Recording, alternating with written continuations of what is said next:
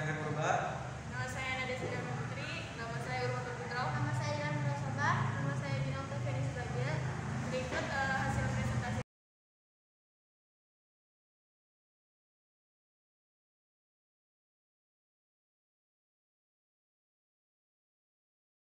Modernitas PKI sebagai sebuah lembaga pendidikan, RUT TMCV. Satu pendahuluan, persis setelah peristiwa KUB 1 Oktober 1965 ketika masyarakat diizinkan mengekspresikan kemurkaan mereka dengan membakar kantor pusat Partai Komunis Indonesia atau PKI. Akademis-akademis Indonesia kemudian dipanggil untuk menganalisis berbagai dokumen ini, khususnya rekaman-rekaman penelitian tentang kondisi-kondisi desa yang menjadi basis dukungan utama PKI di Jawa. Salah satu sarjana berkata kepada saya tentang keterkejutannya soal tingkat kecanggihan survei-survei yang dikirim kader-kader perdesaan PKI kepada partai. Kecanggihan laporan-laporan perdesaan yang rekan saya catat 25 tahun yang lalu ialah buah dari kerja-kerja kependidikannya PKI. Namun salah satu dari dua tujuan ini mendapatkan prioritas yang berbeda di antara satu kelompok Marxis dengan kelompok Marxis lainnya. Beberapa kelompok, misalnya kaum sosialis Belanda di Hindia Belanda, yang datang untuk membentuk kaum revisionis ISDP, Partai Sosial Demokratik Indonesia, lebih tertarik pada yang pertama, yakni sebuah mengakumulasikan sebuah pemahaman atau ilmiah sebagai biaya berlaku di kalangan para pengambilan keputusan sosialis di Eropa.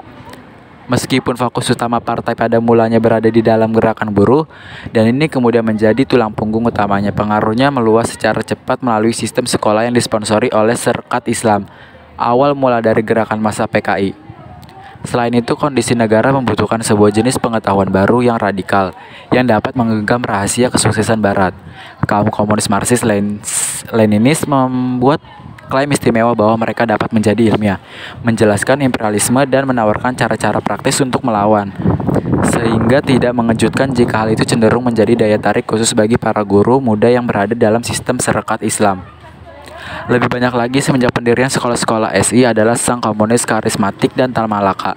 Hal ini yang datang sebagai melalui tradisi-tradisi yang kontak-kontak yang dimulai oleh ISDV atau PKI dan sebagian lagi dari kontak yang dibuat oleh orang-orang Indonesia yang belajar di Belanda. Mengambil tempat yang besar karena kemampuan nyata, Marxisme dalam mendepak klaim imperialis Eropa sebagai pemilik sebenarnya dari modernitas ilmu. Meskipun terdapat beberapa kontak di antara kelompok-kelompok dan terkadang bahkan dari luar negeri, namun hanya terdapat sedikit upaya dari mereka yang bergerak di bawah tanah yang terorganisir. Sebaliknya, sebagaimana kelompok-kelompok yang lebih tradisional yang mencapai pembaruan spiritual, mereka berkonsentrasi untuk merawat dunia mereka sendiri dari diskursus atau mengumpulkan kekuatan untuk melawan pada hari ketika kebebasan datang. Mereka memiliki sedikit gagasan mengenai organisasi, serta hanya sentimen anti-imperialis dan populis yang bertahan pada mereka secara ideologis. Konsekuensinya, salah satu tugas pertama partai adalah untuk menginstruksikan para kadernya untuk berada dalam prinsip dasar Marxisme dan Leninisme. Dengan cara itu, mereka berharap bisa membangun sebuah kerangka dari diskursus yang menjamin bahwa para ahli mereka berbicara pada gelombang yang sama panjangnya, dan juga mendorong rasa turut serta pengikut PKI dalam sebuah komunitas yang berpengetahuan, terpisah, dan punya keistimewaan sehingga berkewajiban untuk disiplin dan berkorban demi partai. Lebih jauh, para petinggi serikat dan partai yang mencapai peran mereka melalui kepemimpinan personal sering kali tidak tertarik dalam menginstruksikan pengikut mereka agar mencari cara alternatif dalam melakukan sesuatu. Para pimpinan PKI baru di sisi lain bertekad menjauhkan satuan-satuan mereka dari pemimpin mereka yang seperti itu, karena mereka tidak hanya merupakan sebuah hambatan bagi modernisasi gerakan, tapi juga sumber sebuah perlawanan atas kontrol pusat. Federasi Buruh Sopsi berusaha merancang sistem sekolah di tingkat pusat dan regional untuk memberikan pelatihan kader secara berkelanjutan. Siswoyo dan Porkas Daule, wawancara Jakarta Februari 1965. Institusi mengajarkan beberapa pelajaran praktis seperti cara merawat buku dan stenografi, tapi tujuan utamanya adalah untuk melatih rakyat siapa yang akan bertindak sebagai guru di sebuah sistem sekolah mandiri yang didukung oleh kaum nasionalis.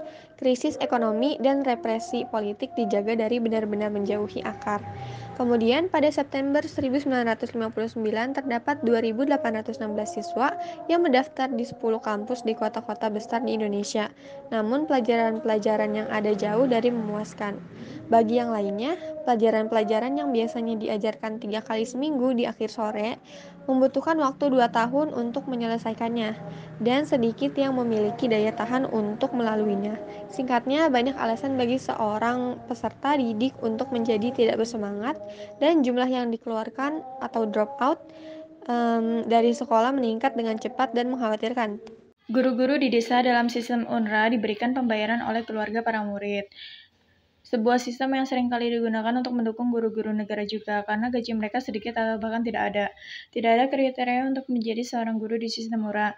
Selain beberapa syarat pendidikan dan sikap yang baik, pelajaran-pelajaran filsafat seperti Marxisme, Leninisme hanya diajarkan oleh anggota partai. Dan meskipun yang memberikan pengetahuan doktrinal dasar adalah anggota PKI, tapi itu tidak menjamin isinya, karena upah dan distribusi beras sangat tidak memungkinkan, sehingga banyak yang mengundurkan diri karena mereka tidak bisa lagi bertahan secara ekonomi. Kurangnya kendali pusat yang tersirat dalam kebebasan para guru merupakan sebuah hal lainnya dari UNRWA. Model baru, seringkali sekolah-sekolah Panpera didirikan secara mandiri berdasarkan inisiatif seorang guru atau kelompok lokal yang menandakan keberadaan sekolah UNRWA. Kita sebaiknya tidak mengasumsikan terlalu banyak mengenai hal ini, karena masa tersebut juga merupakan masa pengendapan dari perluasan keanggotaan partai dan organisasi masanya, dan apa yang diperoleh dan meningkatkan disiplin kuat para kader menjadi cair dengan perekrutan anggota-anggota baru tidak terdidik. Cara lain dengannya para pemimpin PKI mempertahankan jalinan dengan masyarakat adalah dengan mempelajari mereka. Namun ledakan utama dari penelitian PKI pada malam kampanye di awal 1964, lihat contoh artikel panjang mengenai pembagian kelas di desa yang dipublikasikan di Harian Rakyat 18 Januari 1994.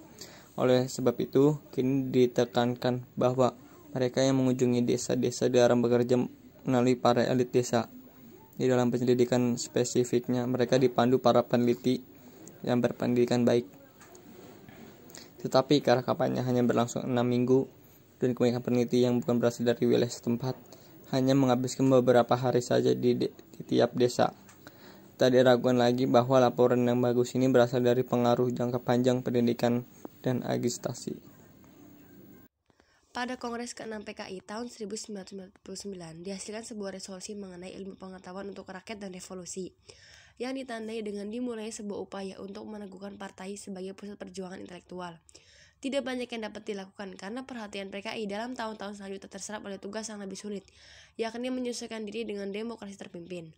Meski demikian, pada Desember 1991, sidang pleno ketiga Komite Pusat menekankan isu lebih jauh dengan meluncurkan kampanye untuk menyebarluaskan pengetahuan teoritis, ekonomi politik Marxis, EPM, materialisme, dialektika historis, MDH, dan karya-karya ID tentang sejarah revolusi Indonesia di kalangan kader-kader dan simpatisan komunis terdidik, dan menerapkannya dalam berbagai aspek kehidupan rakyat Indonesia. Untuk menjalankan kampanye ini, mereka mulai mendirikan akademi-akademi ilmiah yang berfungsi baik sebagai lembaga penelitian maupun sebagai tingkat tersier pendidikan UNRWA.